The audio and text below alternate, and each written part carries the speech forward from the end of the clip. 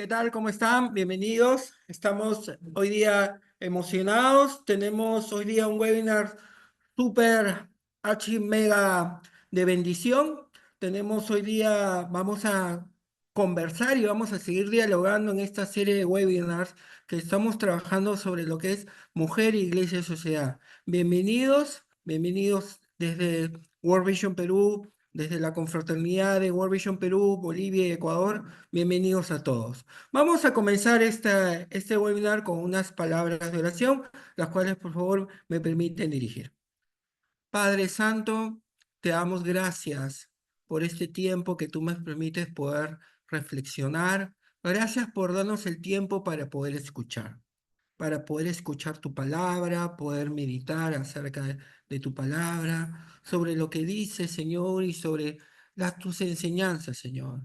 Gracias porque nos permites, Señor, aprender, Señor Padre Celestial. Ayúdanos, Señor, a entender y a comprender a profundidad de tus enseñanzas. Gracias por darnos esta oportunidad. En el nombre de Cristo Jesús. Amén. Muy bien, hoy día tenemos el tema, ¿no? La mujer en las escrituras del Antiguo Testamento. Con nosotros vamos a estar con el pastor Darío López, ¿no? El doctor Darío López. Él es obispo de la región de Lima Metropolitana del Callao, de la Iglesia de Dios del Perú, pastor de la Congregación de Monte Sinaí de Villa María del Triunfo, profesor en varios centros de formación teológica, pastoral de América Latina y el Caribe, autor de varios libros, tiene un PhD en Oxford, ¿no? Y es miembro del Consejo Directivo de World Vision Perú, ¿no? Él nos estará acompañando con el tema la mujer en las escrituras del Antiguo Testamento. Entonces, vamos a invitar al pastor Darío a que nos pueda bendecir con estas reflexiones, las cuales seguro van a nutrir a nuestros ministerios. Pastor Darío, bienvenido.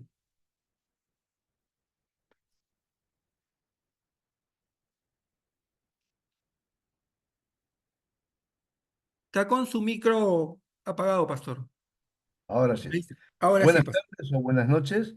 Agradezco a World Vision por esta bella oportunidad de compartir con ustedes, de pensar en el tema de la mujer en el Antiguo Testamento. Denme unos segundos, por favor, para compartir pantalla, de manera que ustedes pueden seguirme.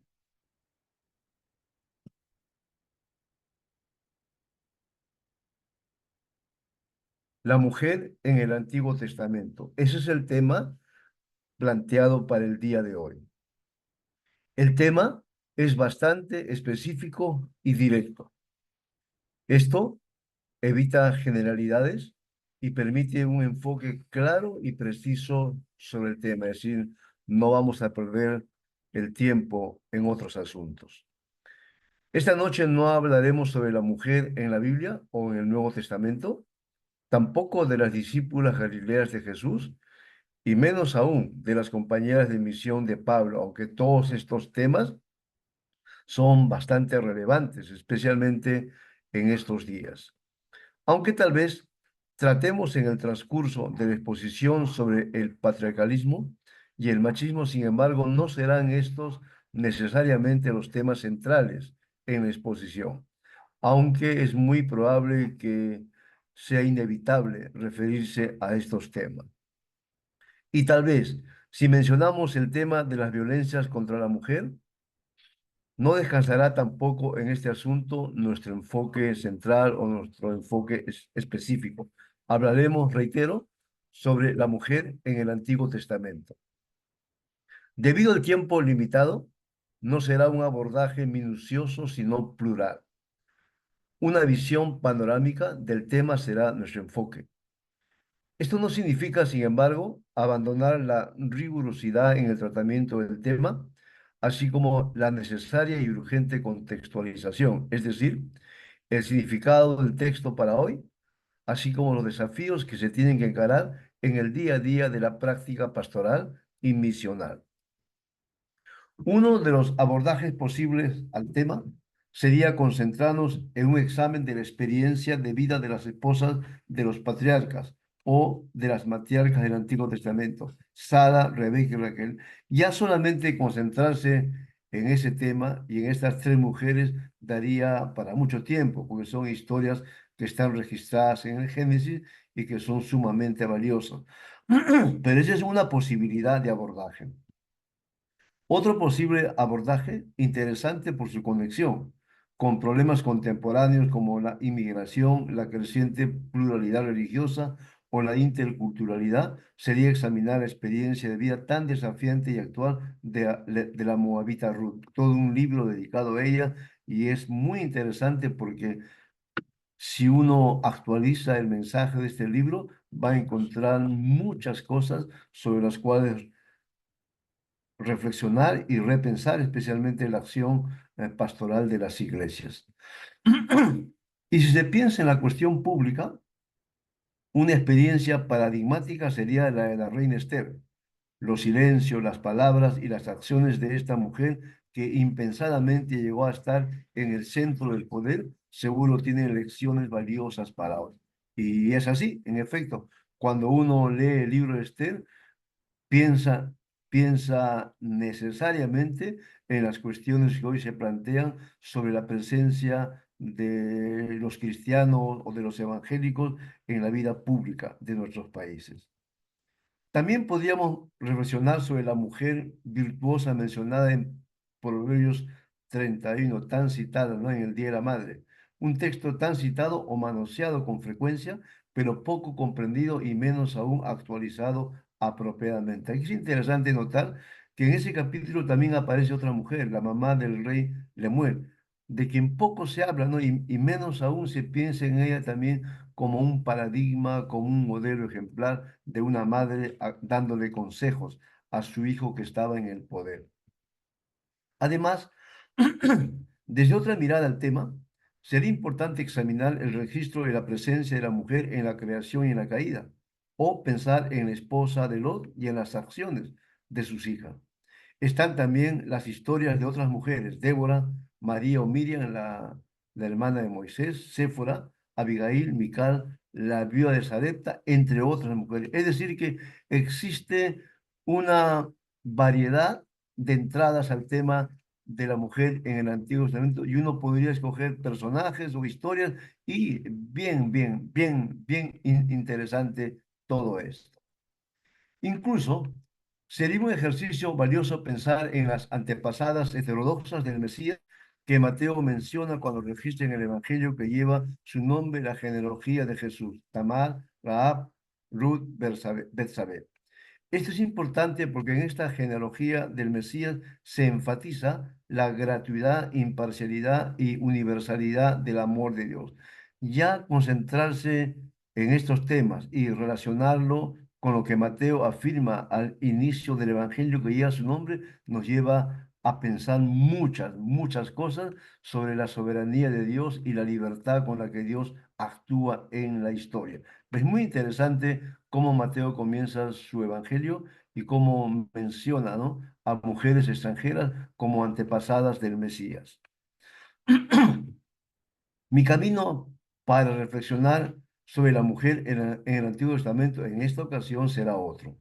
La propuesta es pensar y repensar en casos particulares de la experiencia de vida de mujeres que aparecen al margen, casi invisibilizadas, pero cuyas historias de vida tienen una impronta que interpela, desmantela prejuicios y denuncia violencias. Sagar, Sara y Agar, violencias visibles y encubiertas. Aquí voy a apelar a la memoria de ustedes, porque va a ser muy complicado leer todos los textos, porque son en ocasiones textos largos. Pero piensen en las historias de vida de cada una de estas mujeres. Sara, ¿no? O Sarai, la esposa de, de Abraham.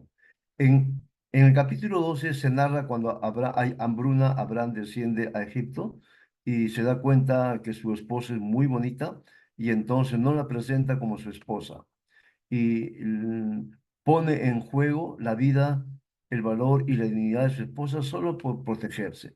Aquí hay que tener en cuenta eh, la mentalidad patriarcal y la práctica machista de ese tiempo. La mujer normalmente, con frecuencia, validado culturalmente, era solo un objeto, una mercancía. Y en esta historia, Sara aparece así, hasta que Dios interviene. Y esto es muy importante tenerlo en cuenta, ¿no? Dios hace las veces de esposo y de protector de Sara.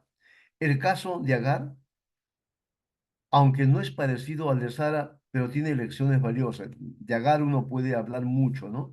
Porque no solamente hay momentos como el que hemos puesto acá de, de capítulo 21 de Génesis, sino otros momentos en los que Sara entra en controversia con Agar. Pero este pasaje que yo he escogido es muy, muy importante. Luego de una discusión interna entre Abraham y Sara, Abraham tiene que expulsar a Agar y a su hijo Ismael. Y les da apenas una vasija de agua y unos cuantos y los lanza al desierto. Con toda seguridad iban a morir, como en el texto se dice, ¿no? Es muy importante darse cuenta aquí que cuando Agar deja a su hijo y se aparta unos metros para no verlo morir, escucha el grito desgarrador de su hijo y en ese momento en la historia es que Dios interviene. No es que Dios no estaba presente en todo, pero en ese momento específico, neurálgico, crítico, Dios se presenta y actúa como el padre de Ismael y el esposo de Agar. Es muy importante tener en cuenta eso. Además, si uno recuerda la experiencia de Sara, no fue la primera vez cuando Abraham descendió a Egipto que Abraham puso en riesgo el honor de su esposa, sino que luego cuando llegó a otro lugar y a la tierra del rey Abimelech, Abraham hizo exactamente lo mismo. Y como les mencioné, eso no era nada raro en ese contexto, ¿no? Era, entre comillas, normal que un hombre actuara así.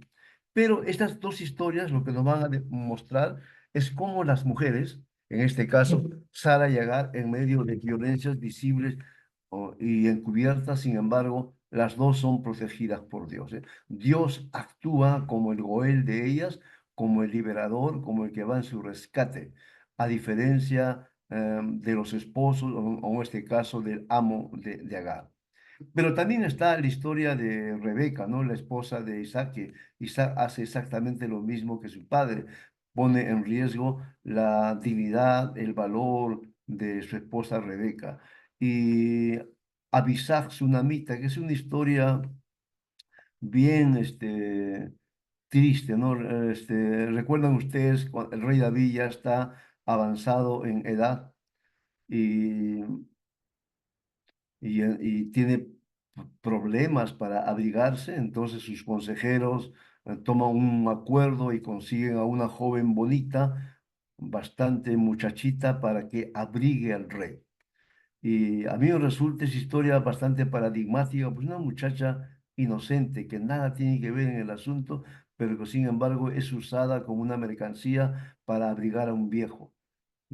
No hay nada en el pasaje que nos diga que David tuvo relaciones sexuales con ella, pero ella simplemente era alguien usada para calentar a una persona de la tercera edad. Pero más adelante en el capítulo 2 se dice que cuando uno de los hijos de David, que se había proclamado rey y que luego fue puesto a un lado y Salomón obtuvo el trono, lo primero que él le pidió a la mamá de Salomón, a Betsabé, fue que le diese a Abisag Sunamita. Y esto le puso en, en riesgo a Salomón y Salomón tomó una decisión drástica que era comprensible en ese momento, ordenó que a su hermano lo matasen porque el hecho de pretender este, a una de las concubinas o a una de las compañías de su padre significaba, en ese sentido, en ese mundo significaba, yo también tengo derecho al trono, yo debería haber sido rey. Me noten ustedes en el caso de esta mujer, ¿no? Como eh, tanto Rebeca como Isaac, al igual que Sara y Agar, sufren violencia. En el caso de Abisag ni de Rebeca, necesariamente aparece de manera visible Dios, ¿no? Pero uno puede deducir que Dios está ahí cuidando la vida de estas mujeres que en el mundo patriarcal eran tratadas de esa manera, ¿no? Tamar, ¿recuerdan ustedes la historia de Tamar? En ese tiempo existía la ley del levirato, ¿no? Que garantizaba la continuidad del linaje familiar cuando moría el hombre y la mujer quedaba viuda. Entonces, el familiar inmediato tenía que tener relaciones sexuales con la mujer para que la familia se prolongue. El, Judá, el suegro de Tamar, aunque inicialmente cumplió con la ley, sin embargo, después se olvidó completamente. Entonces, Tamar actuó en defensa de ella y en defensa de su futuro. ¿Recuerdan ustedes la historia? Se vistió como prostituta, tuvo relaciones sexuales con su suegro. Cuando luego su suegro se enteró que estaba embarazada, el suegro quiso actuar como actuaría cualquier hombre y según la ley en ese tiempo, Tamar estaba en peligro de muerte, entonces Tamar enseña las prendas que había dejado Judá como garantía. Y entonces Judá entiende que Tamar ha actuado en defensa de su honor, en defensa de su vida y para garantizar la continuidad del linaje familiar. Porque una mujer que se quedaba viuda, estaba completamente desamparada y la única manera de garantizar que la familia seguiría la genealogía familiar era tener un hijo, y es lo que Tamara hace aquí. Ella actúa, ¿no? No se queda en silencio. A pesar de que vive en una sociedad patriarcal, ella, sin embargo, sabe cuáles son sus derechos y actúa conforme a eso. Aunque a usted y a mí nos puede parecer incomprensible la manera como ella actúa, lo que hay que tener en cuenta es lo que está detrás. Ella está reclamando públicamente y se arriesga, por supuesto, un derecho que tenía ella como viuda y era amparado por la ley y actúa. Y Judá finalmente entiende efectivamente eso, ¿no? Tamar, la hija de David, la hermana de Absalón. Es una historia bastante triste, si ustedes la recuerdan, ¿no? Uno de los hermanos, su medio hermano de Tamar, viola a su hermana Tamar y luego de violarla, la manda a echar fuera, ¿no? Y aquí cuando uno ve esta historia, por lo menos yo pienso en lo siguiente, Tamar tenía opciones. Una opción era quedarse en silencio, no decir absolutamente nada y salir avergonzada de la casa de su hermano que la había violentado. Pero Tamar también tenía otra opción. Ella según el texto, llevaba la túnica con la que se distinguía a las doncellas que eran hijas de los reyes. Entonces ella sale de la casa, s- sale gritando y en luto, y los que la vieron seguramente entendieron que algo había pasado con Tamar. Su hermano Absalón se enteró y el texto dice que David cuando se enteró, lo más que hizo fue enojarse, pero no castigó de ninguna manera a su hijo. Tiempo después, si ustedes recuerdan la historia, Absalón mandó matar a su hermano, vengando así el honor de su hermana Tamar. Pero aquí tienen ustedes otro caso muy parecido al de la otra Tamar, la nuera de Judá, ¿no? Tamar tampoco se queda callada. Y esto es muy importante cuando uno ubica la historia en el mundo en el cual Tamar, la hija de David, vivió.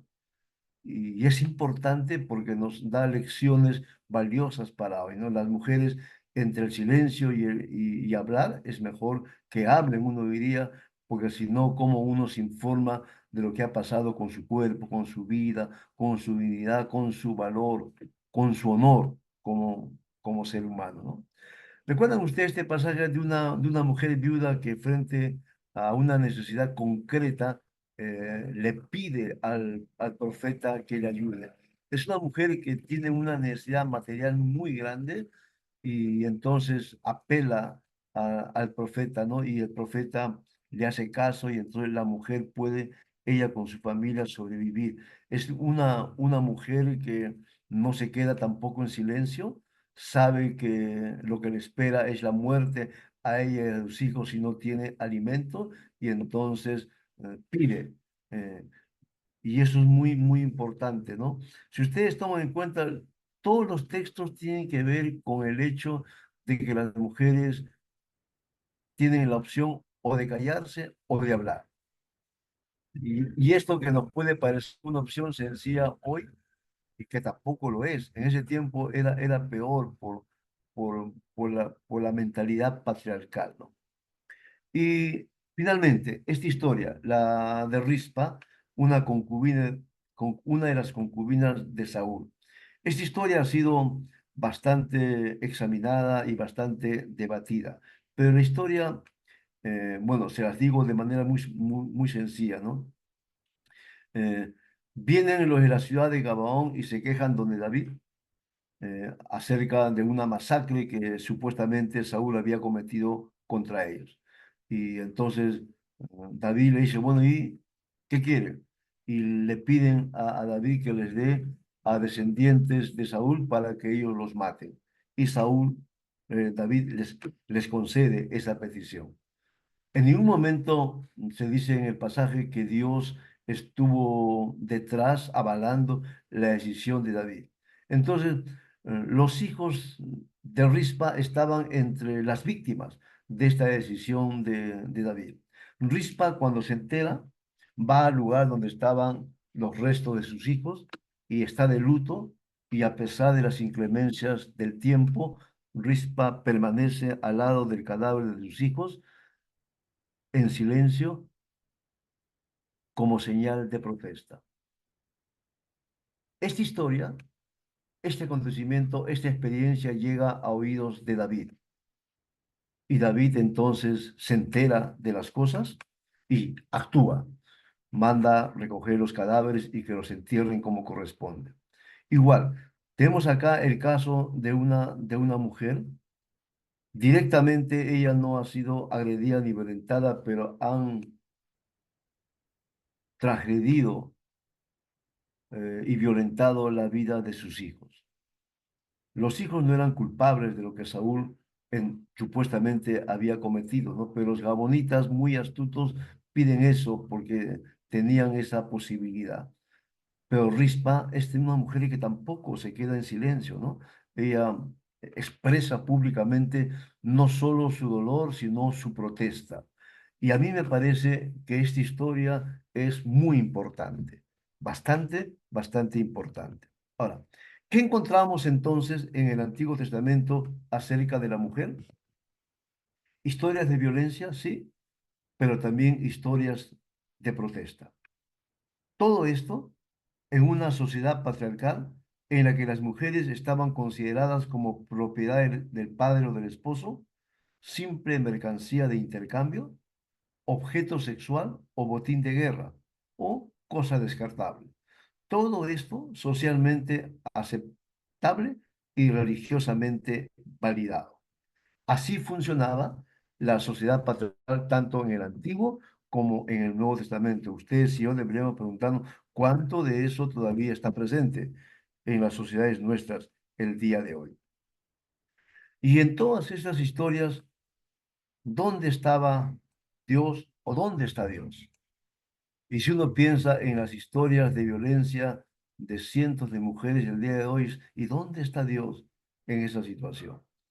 Dios las defiende, como en el caso de Sara o de Agar, o Dios actúa detrás del escenario, como en el caso de Abisag, el caso de Rispa. Actúa Dios como esposo de la mujer cuyo esposo la ha abandonado, la ha ninguneado, la ha despreciado, o como padre del huérfano, o de aquel que tiene padre, pero su padre, como en el caso de Abraham, no actúa como tal. ¿Qué nos dicen estas historias de vida acerca del valor de la mujer, la defensa de su dignidad, la ternura de Dios hacia ellas y la propuesta liberadora de Dios como Dios de la vida, que ama y defiende la vida?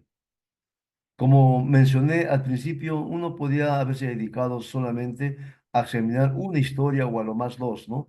Y de manera más decantada, más precisa, más a profundidad. Pero mi opción en esta noche fue mostrarles la diversidad de historias que aparecen en el Antiguo Testamento de mujeres muy diversas, ¿no? Y pensar en la manera como estas mujeres, estando en una sociedad patriarcal y puestas a un lado, sin embargo, son capaces de explorar nuevos caminos hacia su libertad y hacia su condición de mujer y que también valía. Uno podría haberse dedicado, por ejemplo, a examinar el canto de Miriam, la hermana de Moisés y de Aarón, luego del cruce del Mar Rojo. O uno podría haberse dedicado a examinar la historia de Débora, ¿no? Esa gran mujer que lideró a su pueblo en un momento bastante crucial. O uno podría haberse dedicado a examinar con un poco más de cuidado la historia de Ana, la mamá de Samuel, ¿no?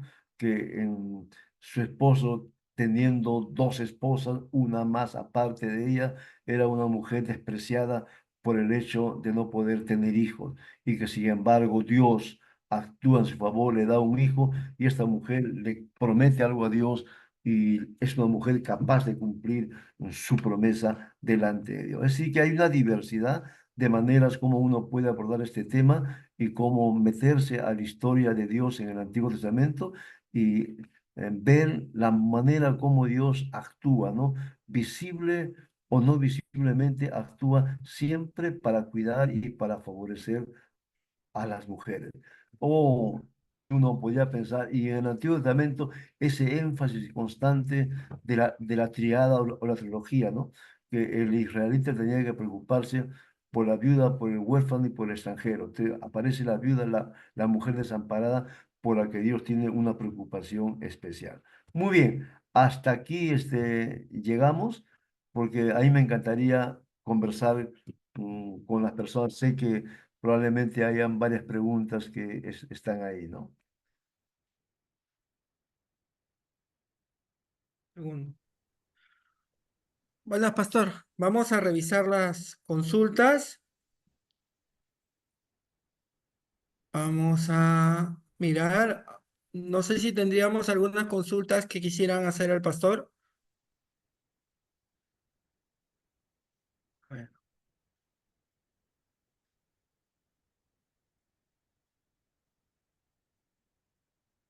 tenemos tres manos levantadas. Carolina, Camila, ¿podemos darle audio a las personas que han levantado la mano? Se las escriban, por favor, todas las consultas en el chat para que nosotras las vayamos leyendo en Ah, orden, ya, en el por chat. favor. Sí. Solo en el chat. Ok.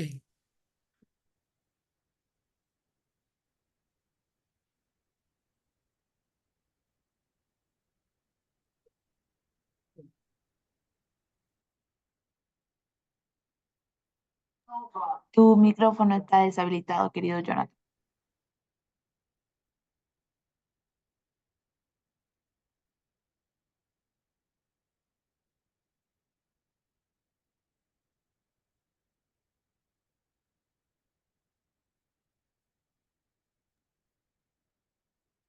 ¿No? Pastor, a ver, Sí, tengo una consulta. Dice acá,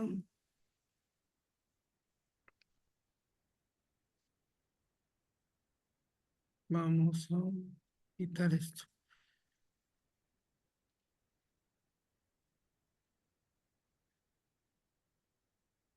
¿Qué pasó en el caso de la mujer que menciona jueces 19? Una primera consulta. sí, pero mire, sería largo explicar este asunto que es bastante complicado, ¿no? La manera como este religioso reacciona luego de que su mujer ha sido violentada, ¿no? No es necesariamente un ejemplo para hoy reaccionar de esa manera cuando un hombre cree o piensa o asume que su honor también ha sido afectado. O sea, no es que uno necesariamente tiene que descuartizar a su esposa, ¿no? Es un asunto bien complicado, ¿no? Pero es un caso que amerita bastante reflexión y estudio, ¿no? Pues, otra consulta que dice es, ¿cómo se ve el factor de la mujer si es violentada y Dios cómo surge en ellos? Y aunque no es el tema específico de esta noche, ¿no? Pero sin embargo, si uno piensa en la actualidad, ve casos y casos. Lamentablemente, con frecuencia, cuando una mujer de una iglesia va donde la persona responsable del cuidado pastoral de la iglesia, pueden ocurrir algunas cosas, ¿no? El pastor o la pastora puede identificarse con su situación y entonces acompañarla en el proceso de denuncia y acción legal. Pero lo que ocurre lamentablemente con frecuencia es que a veces no, que por el testimonio de la iglesia mejor quédate en silencio, que no hay que hacer demasiado aspaviento, que tal vez tú reaccionaste mal y tu esposo entonces en represalia te golpeó. Es muy difícil, hasta donde yo entiendo, y no voy a generalizar tampoco, que los pastores tengamos una acción pastoral que signifique respeto, valoración, defensa y acompañamiento de la mujer que está siendo agredida, ¿no? Y no basta la oración y no es suficiente llorar con ella, tampoco es suficiente consolarla. Y para eso hay leyes que amparan, ¿no? Y además, en el Nuevo y en el Antiguo Testamento lo que se pide es justicia, ¿no? Y la justicia significa reparar el daño causado o provocado. Y en el caso nuestro es, bueno, pues actuar conforme a la ley, ¿no? Y no, porque ustedes saben, supongo yo, que el agresor tiene todo un círculo, ¿no? de violencia. El agresor no va a cambiar así nomás en su actitud. Entonces es un asunto bien complicado y es lamentable, pues que no siempre los pastores estamos acompañando como corresponde y de manera responsable a la mujer, a las mujeres que sufren diversas violencias. Ok. Después tengo una consulta acá respecto. En algunos sectores, ¿no? Podríamos pensar de que no la consideran a la mujer como un ser valioso. ¿Por qué eso ocurre en la sociedad? ¿Por qué cree que ocurre eso, pastor? Le consulto. Ah, es lo que yo les dije, porque cuánto de la mentalidad patriarcal y de las prácticas machistas están presentes hoy todavía en nuestra sociedad y lo que es peor, al interior de las iglesias, ¿no?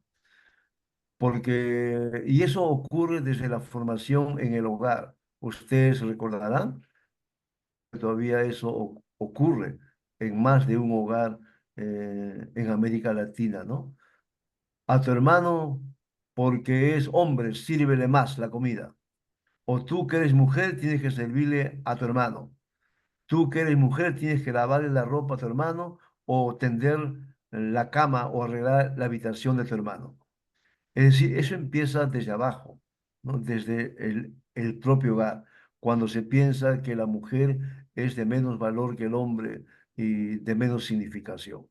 Entonces, y eso se transfiere luego a la vida de la iglesia, ¿no? Cuando las mujeres son confinadas solamente a acciones menores en la vida de las iglesias. Es decir, que acá hay que recuperar la afirmación bíblica de que hombre y mujer son iguales delante de Dios. Ambos fueron creados por Dios, a ambos se les dio la comisión de proclamar el Evangelio, ambos fueron llenos del Espíritu Santo y ambos fueron comisionados para ser portadores y portavoces de la novedad de vida del reino de Dios. A ninguno de ellos tiene más valor delante de Dios. Y aquí la afirmación paulina es muy importante, ¿no? En Jesús no hay varón ni mujer. No hay esclavo ni libre, no hay judío ni no judío. Todos somos iguales. Y desde ahí empieza, creo, desde la afirmación de lo que en la Biblia se afirma acerca de la condición y de la dignidad de la mujer como imagen de Dios. Ahí me encanta mucho algo que el doctor Nepadía escribió juntamente con su primera esposa, Catalina Fessig. Él decía que, conjunto con Catalina, el primer deber de la mujer no es ser esposa ni madre. Su primer deber es ser imagen de Dios. También, no solamente es un asunto de los hombres, sino también de las mujeres, que en su autoimagen en su autocomprensión de ellas mismas se vean, se perciban y se afirmen como imagen de Dios. Pastor, tengo una pregunta relacionada, pero no sé si de repente hay para ver un matiz. Dice, ¿cómo cortar la idea de que la mujer fue sometida a causa de la caída para ser sometida a su marido? Y muchos consideran que una formación jerárquica de Dios, el hombre y después la mujer. Bueno, eso no aparece necesariamente, esa es una lectura, ¿no? Pero acá hay que contrastar el ser humano, hombre y mujer en la creación, el ser humano, hombre y mujer en la caída, el ser humano y la mujer en la redención, el ser humano, hombre y mujer en la nueva creación. Y ahí la cosa cambia, ¿no? Y es muy importante entender esto, que desde la creación, hombre y mujer son iguales, ¿no? Es cierto que la introducción del pecado, según el relato de Génesis 3, introduce, ¿no?, ah, algo que cambia esa relación hombre y mujer, pero en el principio no fue así, ¿no es cierto? Uno no puede pensar que esa subordinación jerárquica de la mujer está validada por Dios. De ninguna manera, creo yo, leyendo con cuidado el Antiguo y el Nuevo Testamento, uno podría hacer una afirmación de esa naturaleza. Más bien la afirmación es otra, ¿no? Que hombre y mujer son imagen de Dios. Ambos son portadores de la imagen de Dios. A ambos se les dio el encargo de hacer cultura. Y ya en la redención ambos fueron redimidos y los dos, según el relato de Mateo o el de Lucas o de Marcos, como uno quiera, los dos fueron comisionados para ser embajadores de la gracia de Dios. Entonces, sí, fijarnos solamente en Génesis 3 desvirtúa pues nuestra comprensión de el valor de la mujer delante de Dios. Una consulta más, pastor. Preguntan, en este marco que estamos dialogando, ¿cuáles serían los liderazgos que la mujer podría desarrollar en la iglesia y qué ejemplos podríamos tener desde la Biblia y desde la misma experiencia de usted que ha vivido, ¿no? Creo que luego vamos a hablar del Nuevo Testamento, ¿no? Sí, Quizás nos adelantaríamos. Y hay toda una discusión sobre dos textos paulinos en los que aparentemente Pablo sería un misógino que le dice no a la mujer, a las cosas públicas, ¿no? Pero acá, por ejemplo, le voy a dar solamente un ejemplo. Lean con cuidado Romano 16. De la larga lista que aparece ahí de personas a quienes Pablo se refiere, 10 de ellas son mujeres, si aceptamos que Junias era nombre de mujer y no de hombre. Y a cada una de ellas, Pablo tiene palabras que claramente reconoce que fueron sus compañeras de misión. Si tan solo nos fijáramos en ese texto, o piense en las hijas de Felipe que eran profetisas, ¿no? Y la tarea de profetisa, de profeta, era un asunto público, no era un asunto privado, ¿no? O piensen ustedes en la manera como se entiende 1 Corintios, ¿no? Es decir, Pablo dice una cosa, pero luego Pablo dice que hombre y la mujer pueden profetizar en el culto. Entonces, no es que Pablo se estaba contradiciendo, sino que Pablo debe haberse referido a un problema particular que existía en la iglesia de Corinto y de ahí no se puede generalizar que lo mismo dijo a todas las iglesias. Pero sí, hay que pensar mejor en los textos y en las mujeres que aparecen en el Nuevo Testamento. Lucas 8, por ejemplo, es muy importante porque Lucas 8, los primeros 3 versículos, lo que nos dicen es que Jesús aceptaba públicamente que las mujeres sean sus discípulas, que le sigan y que le sirvan con su bien. Eso era un contrasentido en el mundo patriarcal del primer siglo, ¿no? Pero Jesús desmantela pues todos esos prejuicios, ¿no? Ujú. Una, una última consulta que, que menciona acá. Digamos, dentro de los ejemplos de las mujeres en el Antiguo Testamento, ¿qué cualidades podemos resaltar para fortalecer el liderazgo de la mujer en este tiempo, en estas épocas, que usted consideraría? ¿Puedes repetirme, por favor, Jonathan? Dentro de los ejemplos de las mujeres del Antiguo Testamento que hemos estado tocando y conversando, ¿qué cualidades en ellas de liderazgo, cualidades que usted vería son resaltables para poder mirar el liderazgo en estas épocas? A ver, hasta donde recuerdo, en ningún momento yo he hablado del liderazgo de la mujer o he puesto a una mujer como ejemplo de liderazgo. Por ejemplo, no he hablado de Débora. Ujú. Tampoco he hablado de María o de Miriam, la hermana de Moisés, ¿no? Entonces, que serían claros ejemplos de mujeres públicas, ¿no? De mujeres ejerciendo tareas de liderazgo. No he hablado de eso, porque es mucho más claro en el Nuevo Testamento. Tampoco he mencionado a Esther, ¿no es cierto? Que es un claro ejemplo de una mujer en la vida pública que actúa para favorecer a un pueblo que iba a ser destruido, ¿no? Lo que sí he afirmado es que es importante que uno tenga en cuenta lo que en el Antiguo Testamento se expresa, ¿no?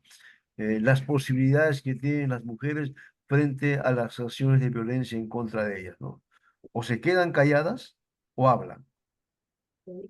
Y a mí me parece importante esta afirmación del Antiguo Testamento, ¿no? Es hablar, es denunciar, es protestar.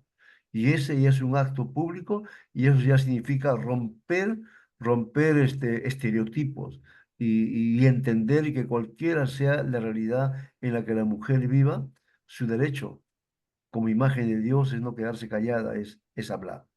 Pero en el Antiguo Testamento eso es mucho más claro, ¿no? Piensen solamente en Febe, piensen en Lidia y piensen en María, la madre de Juan Marcos, en cuyas casas se reunían las iglesias. Mm. Creo que hemos acabado las consultas. No sé si tuvieron una consulta más. En todo caso, ya estamos con los tiempos establecidos. No sé, pastor, si quisiera hacer un cierre sobre este tiempo, puntos que usted quisiera resaltar de esta ponencia que he tenido en este tiempo. Solamente agradecer y felicitar a World Vision que facilita espacios como este en los cuales uno pueda reflexionar sin mordazas en realidad sobre un tema que a mí me parece crucial, neurálgico, importante, ¿no? Eh, comprender, aceptar, afirmar y enseñar acerca de la mujer como imagen de Dios, como portadora del reino de Dios y como embajadora de su gracia. Eso a mí me parece importante para ir desmantelando todos los prejuicios que oprimen a las mujeres y que las mantienen relegadas y que se les ningunea de muchas maneras, no solamente en la sociedad, sino, y es preocupante, en las iglesias, ¿no? Y creo que el trabajo es bíblico, porque las teologías a veces nos aprisionan, ¿no? Pero encontrarse cara a cara con el texto bíblico puede cambiar no solamente nuestra mentalidad, sino también nuestras prácticas. Muchas gracias a World Vision por esta posibilidad de seguir pensando en un tema que creo que es importante para la vida y la misión de las iglesias el día de hoy. Muchas gracias a usted, pastor. Muchas gracias a todos que hemos podido asistir a estas reflexiones. Me quedo con la frase, todos hemos hechos a la imagen de Dios, somos iguales delante de Dios y a la vez complementarios, ¿no? Dentro de esta creación de Dios infinita y de bendición.